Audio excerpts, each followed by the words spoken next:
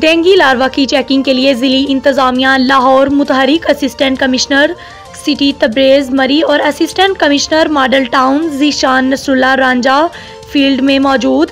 Assistant commissioner city Tabrez मरी का UC 8 का दौरा, डेंगू लार्वा को चेक किया गया, कोई डेंगू लार्वा ना मिला। घर घर जाकर डेंगू के हवाले से आगाही दी गई और डेंगू आगाही पम्फलेट्स भी तकसीम किए गए। Assistant commissioner model town Zeeshan Nasrullah Ranjha का UC 57 का भी दौरा, डेंगू सर्वेलेंस का जायजा लिया गया।